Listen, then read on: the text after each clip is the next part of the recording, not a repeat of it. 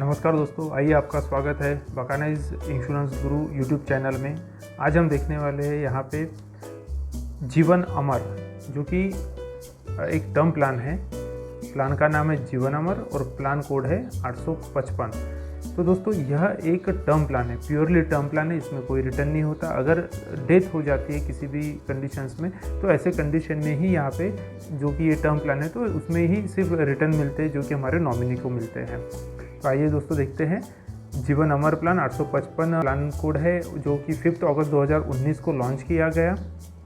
ये दो कैटेगरी में अवेलेबल है, एक है नॉन स्मोकर रेट और स्मोकर रेट। ऑब्वियसली जो नॉन स्मोकर है उसको रेट कम लगेंगे और स्मोकर को थोड़े रेट ज़्यादा लगेंगे। जो स्मोकर होता है उसके लिए यूरिनरी कोटेनाइन जो टेस्ट होती है वो टेस्ट यहाँ पे किया जाता है। तो ये जो कोटेनाइन टेस्ट होती है इसमें निकोटीन की टेस्ट की जाती है कि कुछ अमाउंट ज़्यादा तो ज़्यादा, मतलब वही परसेंटेज ऑफ अमाउंट के हिसाब से फिर डिसाइड होता है कि ये स्मोकर रेट्स में आता है या नॉन स्मोकर रेट में आता है। तो दोस्तों ध्यान रखें कि जब भी हम ये पॉलिसी लेते हैं तो नॉन स्मोकर के लिए इसका जो प्रीमियम है वो कम रहता है और स्मोकर के लिए इसका रेट जो है वो ज़्यादा रहता है। और दोस्तों कभी भी हम जब LIC की या फिर इंश्योरेंस किसी भी कंपनी की इंश्योरेंस पॉलिसी लेते हैं तो हमेशा ध्यान में रखना है कि झूठ नहीं बोलना है, क्योंकि इस तरह का जब हम प्लान लेते हैं, टर्म प्लान लेते हैं, तो मोस्ट ऑफ टाइम यह रिजेक्ट होने के चांसेस होते हैं क्योंकि इसकी अमाउंट बहुत ज़्यादा होती है। लेकिन अगर आप पहले ही बता देते हो कि आप स्मोकिंग करते हो या फिर आप अल्कोहल लेते हो तो ऐसे कंडीशन में जो भी आपका प्रीमियम होता है तो पहले ही आपके डॉक्यूमेंट पे लिखा रहता है कि ये पर्सन को इतना परसेंटेज अल्कोहल इसके ब्लड में निकला है, या फिर जो निकोटीन टेस्ट होता है, यूरिन कोटेनाइन जो टेस्ट होता है, तो उसके अमाउंट के हिसाब में जितना भी परसेंटेज का आपका ये जो टेस्ट में इफेक्ट आता है तो उस इफेक्ट के अकॉर्डिंगली आपका प्रीमियम वेरी हो सकता है। और अगर हम ये पहले ही बता देते हैं तो क्लेम रिजेक्ट होने के चांसेस 0 हो जाते हैं। आइए दोस्तों एलिजिबिलिटी देखते हैं। मिनिमम पॉलिसी टर्म, यानी जब भी हम ये पॉलिसी को हम लेते हैं तो मिनिमम 10 साल के लिए हमें लेना होता है, जबकि आप 1 साल के बाद अगर प्रीमियम नहीं पे करते हो तो ये ऑटोमेटिकली लैप्स हो जाती है। लेकिन आपको जब प्लान बताया जाता है, प्लान जब हम करते हैं तो अगले 10 साल के लिए हमारा प्रीमियम भी कांस्टेंट रहता है। तो ये 10 साल के लिए ही कैलकुलेट किया जाता है और एक बार आपकी जो प्रीमियम यहाँ पे फिक्स हो जाती है वो अगले 10 साल के लिए कांस्टेंट रहती है। तो मिनिमम जो पॉलिसी टर्म होता है वो 10 साल होता है और ज़्यादा से ज़्यादा 40 साल होता है। और दोस्तों इसमें जो मैक्सिमम मैच्योरिटी एज है ये भी 80 एज होती है कि जो पर्सन ले रहा है वह उसके एज के 80 साल तक ही टर्म ले सकता है, इससे ज़्यादा की टर्म अवेलेबल नहीं है। मिनिमम 18 साल से यह स्टार्ट कर सकते हैं। 18 साल का कोई व्यक्ति है तो कम से कम 18 साल का व्यक्ति इसे ले सकता है और ज़्यादा से ज़्यादा 65 साल का व्यक्ति इसे ले सकता है। मिनिमम सम एश्योर्ड 25 लाख के साथ हम यह पॉलिसी को ले सकते हैं, जिसमें कि जो प्रीमियम बहुत कम आता है, 4-5 हज़ार ही प्रीमियम आता है। और इस 4-5 हज़ार ईयरली प्रीमियम के बेस पे हम यहाँ पे 25 लाख का कवर खुद को कर सकते हैं एक लंबे समय के लिए। तो दोस्तों मिनिमम सम एश्योर्ड 25 लाख होता है और मैक्सिमम की कोई लिमिट नहीं होती। उसी तरह से जो प्रीमियम पेमेंट मोड होता है वो होता है सिंगल प्रीमियम भी हम पे कर सकते हैं कि जितने भी साल का हम टर्म लेते हैं, 10 साल, 20 साल, 30 साल, 40 साल, तो 10, 20, 30, 40 साल के लिए हम वन टाइम में पेमेंट कर सकते हैं सिंगल प्रीमियम, या तो फिर रेगुलर प्रीमियम पूरा 40 साल तक पे करें या जितना पॉलिसी टर्म है उतने के लिए हम पे करें, या फिर लिमिटेड प्रीमियम पेमेंट ऑप्शन होता है। लिमिटेड में ये होता है कि अगर हम मतलब less than 5 year less than policy term, 10 year less than policy term, यानी पॉलिसी टर्म अगर मैंने 40 साल का लिया हुआ है तो सिंगल प्रीमियम में पहले ही साल दे देना होगा तो 40 साल के लिए कवर हो जाऊंगा। सेकंड कंडीशन अगर मैं लेता हूँ कि रेगुलर प्रीमियम तो पूरे 40 साल मुझे पे करना होगा। थर्ड ऑप्शन में आता है कि लेस देन 5 ईयर, तो पॉलिसी टर्म 40 साल की है तो मुझे 35 साल ही पे करना होगा। और फोर्थ ऑप्शन आता है लेस देन 10 ईयर, यानी 40 साल अगर पॉलिसी टर्म है तो सिर्फ यहाँ पे करते समय 30 साल ही पे करना होगा। तो इस तरह से इसके अपने बेनिफिट्स हैं। और दोस्तों यहाँ पे बताना चाहूँगा कि आपके जो इंश्योरेंस एडवाइज़र होते हैं उनको पता रहता है कि इस 4 में से कौन से ऑप्शन में सबसे ज़्यादा बेनिफिट है। तो कभी भी आप डिमांड कीजिए कि चारों ऑप्शन के कोटेशंस आपको मिले ताकि आप एक अच्छा प्लान कर सकें और जो आप इन्वेस्टमेंट कर रहे हो उसमें भी आप सेविंग कर सकें। तो मिनिमम इंस्टॉलमेंट प्रीमियम जो होता है कम से कम 3000 का आपका बनना चाहिए। तो जनरली तो इससे ज़्यादा ही बन जाता है, क्योंकि 25 लाख की भी पॉलिसी अगर हम लेते हैं तो लगभग 4,500 से 5,000 का हमारा ईयरली प्रीमियम यहाँ पे आता है रेगुलर। तो इसमें प्रीमियम पेइंग टर्म जो होता है, जैसे कि हमने रेगुलर कहा था कि अगर हम 40 साल के लिए लेते हैं तो पूरा 40 साल पे करना है, जितने साल की पॉलिसी टर्म होता है उतना पॉलिसी टर्म पे करना है। और लिमिटेड प्रीमियम जो कि पॉलिसी टर्म से 5 साल कम और 10 साल कम के लिए हम यहाँ पे ऑप्शन ले सकते हैं। और एक सिंगल प्रीमियम होता है जी कि वन टाइम में पे करके हम लेते हैं। फीचर्स देखते हैं दोस्तों। फीचर्स में कम से कम 25 मिनिमम जो अमाउंट है, जो स्टार्टिंग अमाउंट है 25 लाख से हम इस टर्म प्लान को स्टार्ट कर सकते हैं। और रेगुलर, सिंगल, इस तरह से मल्टी मोड में यह अवेलेबल है। और दोस्तों इसमें एक इम्पोर्टेंट बात ये है कि ये जो है तो यहाँ पे हम इंक्रीजिंग सम एश्योर्ड भी ले सकते हैं। अभी इंक्रीजिंग सम एश्योर्ड क्या होता है कि अगर जैसे कि हम यहाँ पे एक इमेज के साथ समझते हैं, इंक्रीजिंग सम एश्योर्ड क्या होता है कि जैसे कि हम यहाँ पे देखते हैं कि पहले 5 साल के लिए जो है, ये जो फर्स्ट 5 ईयर है आपका जो प्रीमियम है, जो सम एश्योर्ड है, सम एश्योर्ड यहाँ पे हम 1 करोड़ का हम यहाँ पे एग्जांपल ले रहे हैं। तो पहले 5 साल में जो है आपका यहाँ पे 30 एज है, तो ये जो पहले 5 साल है 30, 31, 32, 33 और 34, तो ये जो फर्स्ट 4 ईयर है यहाँ पे जो आपका प्रीमियम जो सम एश्योर्ड है वो कांस्टेंट 1 करोड़ ही रहेगा, यहाँ पे कुछ इंक्रीज नहीं होगा। लेकिन हम जैसे कि ऑप्शन लेते हैं इंक्रीजिंग सम एश्योर्ड, तो ऐसे कंडीशन में क्या होता है कि 6ठे साल से लेकर 16वां साल यानी 10 साल, तो 10 साल के लिए नेक्स्ट 10 ईयर में 10% इंक्रीज होता है। तो आप यहाँ पे देख सकते हो कि जो कवरेज है यहाँ पे 10% से इंक्रीज होता है, तो यहाँ पे 1 करोड़ 10 लाख हो जाता है, 1 करोड़ 20 लाख, 30 लाख, तो इस तरह से यह कवरेज जो है वह इंक्रीज होते जाता है। तो ये अप टू 2 करोड़ आता है, यानी जितना का हमारा जो मिनिमम सम एश्योर्ड था वो 1 करोड़ था। 10% इंक्रीमेंट के साथ हमने लिया, तो 5 साल के बाद अगले 10 साल के लिए वह 10% इंक्रीज हो गया, और 10 साल के बाद 2 करोड़ होके वो कांस्टेंट हो गया। और फिर 2 करोड़ होने के बाद वह जो इंक्रीज सम एश्योर्ड के साथ जो लिया हुआ ऑप्शन है, तो यहाँ पे 2 करोड़ के बाद यह कांस्टेंट हो जाता है, फिर ये 2 करोड़ कांस्टेंट रहता है। और आपका जो प्रीमियम है यहाँ पे पहले साल से ही ये सब एडजस्टमेंट करके ऑलरेडी आपका प्रीमियम यहाँ पे 36,000 दिया गया है। जबकि दोस्तों जब मैंने कैलकुलेशन निकाला तो उसमें ऐसा दिखता है कि अगर हम सिंगल प्रीमियम विदाउट इंक्रीजिंग अगर लेते हैं तो उस कंडीशन में आपको जो प्रीमियम है वो 18,000 का आता है, लगभग 18,000 19,000 आता है। लेकिन यहाँ पे जब हम इंक्रीज सम एश्योर्ड के साथ लेते हैं तो आपका प्रीमियम लगभग 2 गुना बढ़ जाता है। तो दोस्तों बाकी बेनिफिट्स देखते हैं। तो यहाँ पे जैसे कि मैंने बताया इंक्रीज सम एश्योर्ड के साथ अगर हम लेते हैं तो पहले 5 साल आपका एज इट इज़ कवर रहेगा, जो कि आपका सम एश्योर्ड रहेगा फर्स्ट 5 ईयर, और उसके बाद 10% के हिसाब से बढ़ते जाएगा अगले 10 सालों के लिए।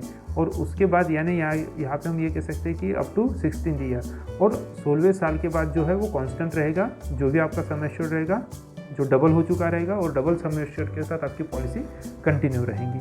तो आइए दोस्तों अभी बात करते हैं हम डेथ बेनिफिट की, कि अगर डेथ हो जाती है तो डेथ बेनिफिट का ऑप्शन ये है कि जब हम पॉलिसी लेते हैं तो ऐसे कंडीशन में हम वहाँ पे चुनाव कर सकते हैं कि आफ्टर डेथ जो सम एश्योर्ड अमाउंट मिलने वाली है, जैसे कि 1 करोड़ मिलने वाला है, तो ये 1 करोड़ एक साथ मिले यानी लमसम मिले, या फिर इंस्टॉलमेंट में हमारे नॉमिनी को मिले। तो इंस्टॉलमेंट में भी हम उसे 5 साल के लिए, 10 साल के लिए और 15 साल के इंस्टॉलमेंट में हम डिवाइड उसे जब पॉलिसी लेते तभी हम इसको कर सकते हैं। No coverage up to 80 year, तो 80 साल तक हमको ये इसका कवरेज मिलता है। मेल फीमेल के लिए दोनों के लिए यह पॉलिसी होती है, लेकिन फीमेल के लिए थोड़ा सा प्रीमियम कम होता है। इसमें सरेंडर वगैरह ऐसा कुछ होता नहीं है। जिस दिन आप पॉलिसी का प्रीमियम नहीं पे करोगे उस दिन यह पॉलिसी बंद हो जाती है, फिर से आपको नई फ्रेश पॉलिसी परचेस करना होता है। तो आइए दोस्तों अभी बेनिफिट देखते हैं। राइडर एक्सीडेंटल बेनिफिट राइडर इसमें अवेलेबल है, एक्सीडेंटल राइडर जो है वो अवेलेबल है। तो लेकिन उसमें भी ऐसा हो जाता है कि ऑलरेडी हम टर्म प्लान ले रहे हैं, तो टर्म प्लान लेने के बाद फिर एक्सीडेंटल लेना कोई मतलब नहीं होता। एक्सीडेंटली प्लान के लिए अगर जाना है तो फिर आप कोई और एंडोमेंट प्लान वगैरह ले सकते हैं, जिसमें कि आपका एक मतलब इसके पैसे भी रिटर्न आ जाएंगे और एक डबल बेनिफिट भी वहाँ पर आपको मिल सकता है। तो टर्म प्लान में आप एक्सीडेंटल बेनिफिट राइडर के साथ ना जाए तो ही बेहतर है। Now the death benefit option, तो डेथ बेनिफिट ये होता है दोस्तों कि अगर डेथ हो जाती है तो ऐसे कंडीशन में पहला ऑप्शन ये है कि लमसम अमाउंट मिल जाता है, और सेकंड जो लमसम यानी जितने रुपए की हमने पॉलिसी निकाली है, समझो 1 करोड़ की अगर प्लान हमने लिया हुआ है टर्म प्लान, तो पूरा का पूरा 1 करोड़ हमारे नॉमिनी को यहाँ पे मिल जाता है। आप उसको लेते समय ही कन्वर्ट कर सकते हो कि 5 साल 10 साल या 15 साल में देना है।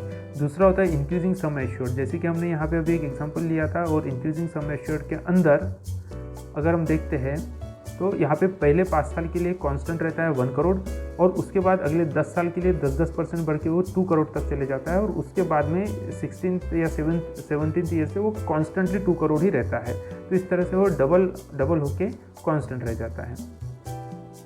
तो death benefit payment option to nominee, वही 5 साल, 10 साल और 15 साल में हम यहाँ पे उसको डिवाइड करके नॉमिनी के लिए जब हम पॉलिसी लेते हैं तभी हमको वो सिलेक्शन करना होता है। तो अगर हम यहाँ पे इंस्टॉलमेंट फैसिलिटी अगर देते हैं नॉमिनी के लिए, तो इसमें जो होता है कम से कम मंथली का जो प्रीमियम है वो 5,000 आना चाहिए। तो इसलिए 5,000, फिर 15,000 क्वार्टरली, हाफ ईयरली 25 और ईयरली 50,000। तो कम से कम जो आपका प्रीमियम जो रिटर्न बनता है, अगर डेथ क्लेम आता है तो ईयरली जो रिटर्न बनेगा वो कम से कम 50,000 का बनना चाहिए। अगर नहीं बनता है तो आपको इससे बड़ी पॉलिसी लेना होता है, क्योंकि उससे कम के पॉलिसी में आप ये ऑप्शन सिलेक्ट नहीं कर सकते। आइए दोस्तों एग्जांपल देखते हैं। ये simply purely plain term plan है। तो जैसे कि यहाँ पे मैंने कुछ एग्जांपल दिए हैं। ऑप्शन 1 टर्म 30 देखते हैं ये क्या है।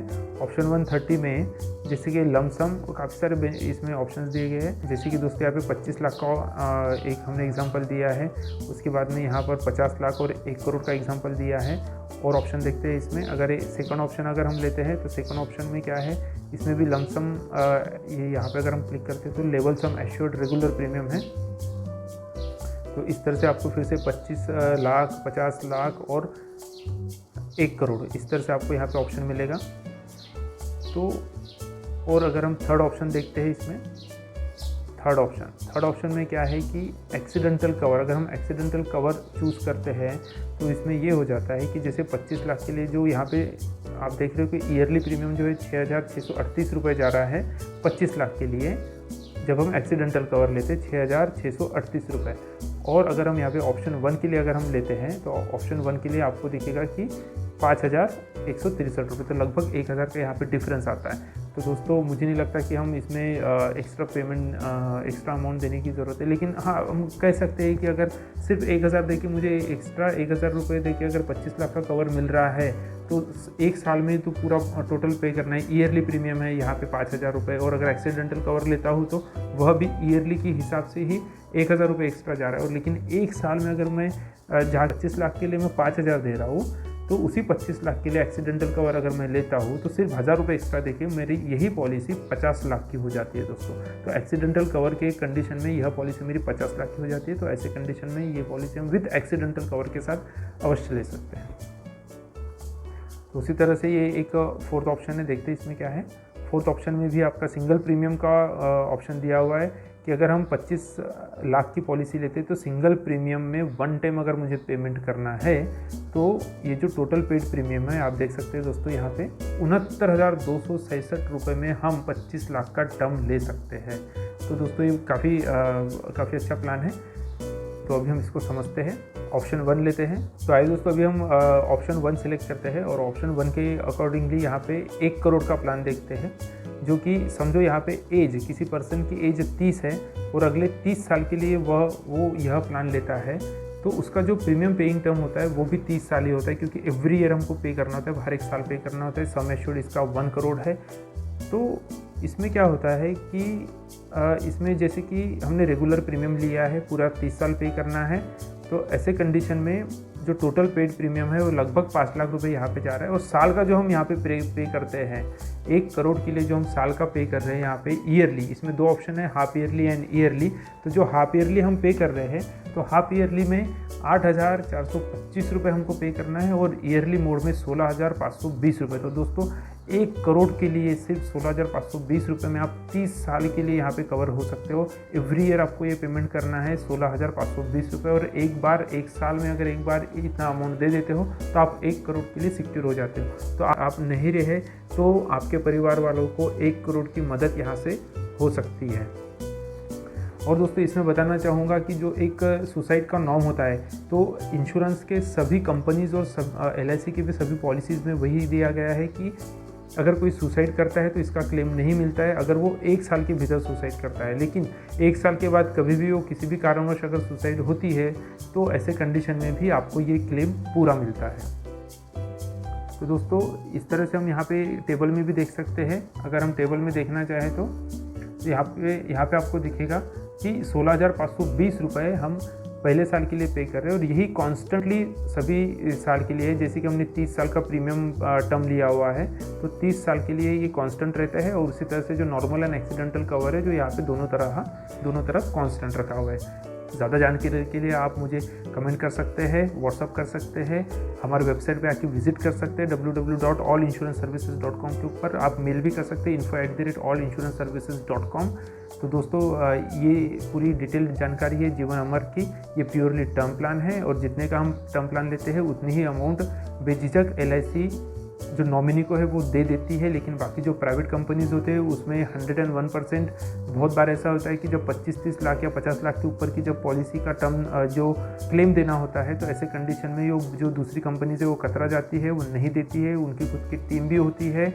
देन एक काफ़ी सारी बातें हैं इसमें, इसलिए कभी भी जब हम टर्म प्लान लेते हैं तो मेरे ख्याल से तो LIC का ही लेना चाहिए, क्योंकि इस LIC एक तो LIC के पास पैसा बहुत है, दूसरी बात यह है कि इसमें जो क्लेम्स मिलते हैं वो 100% पास ही होते हैं, क्योंकि 1 साल के बाद सुसाइड का भी एक कवर इसमें दिया गया है।